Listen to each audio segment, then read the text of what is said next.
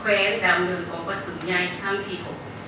หน่วยภาคองค์การกาแดงแขวงพงศรีสำเร็จกองผสมใหญ่ครั้งที่ 6กองผสมใหญ่สมาชิกพรรคของหน่วยภาคองค์การกาแดงแขวงพงศรีครั้งที่ 6ได้ดำเนินขึ้นอย่างเป็นทางการในตอนเช้าของวันที่ 19 พฤษภาคม 2025 นี้ที่ห้องประชุมชั้น 3 สำนักงานปกครองแขวงโดยการเป็นประธานและกล่าวเปิดของสหายนางบัวไข่แก้ววิภากรเลขาหน่วยภาคหัวหน้าองค์การกาแดงแขวงพงศรีโดยการเป็นเกียรติเข้าร่วมเป็นประธานของสหายบุญทวีสอสุกันกรรมการประจำพรรคแขวงประธานกวดกาพรรครัฐแขวงพงศรีเข้าร่วมมีบรรดาสหายคณะหน่วยภาคอนุกรรมการบุคลากรขั้นแขวงหน่วยภาคอ้อมค้างพร้อมสมาชิกพรรคสมบูรณ์และสามห้องของหน่วยภาคดังกล่าวในกองประชุมสหายนางบัวไข่แก้ววิภากรเลขาหน่วยภาคหัวหน้าองค์การกาแดงแขวงพงศรีได้ขึ้นกล่าวเปิดกองประชุมและผ่านห่างบทรายงานการเมืองของหน่วยภาคในระยะ 5 ปี 2021-2025 ผ่านมาซึ่งปัจจุบันหน่วยพรรคมีคณะพรรค3สหายหญิง2สหายมีสมาชิกพรรคทั้งหมด14สหายหญิง10สหาย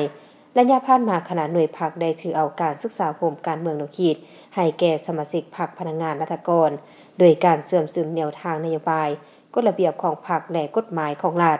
ปรับปรุงก่อสร้างหน่วยพรรคให้ปลอดใสเข้มแข็งและหนักแน่นทางด้านการเมืองแนวคิดการจัดตั้งและแบบแผนวิธีเฮ็ดเวียก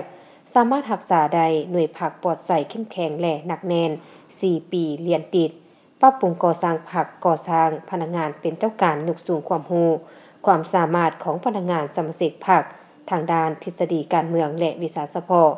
นำพาองค์การจัดตั้งมหาชนเคลื่อนไหวอย่างเป็นปกตินำพาการป้องกันภายในพรรคและป้องกันสำนักงานมีความสงบดี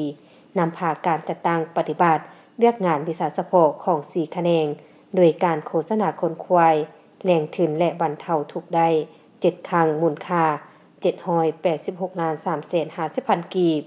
ส่งเสริมสุขภาพโฆษณาป้องกันพยาธิได้2ครั้งใน28บ้านของ5เมืองรับบริจาคเลือดได้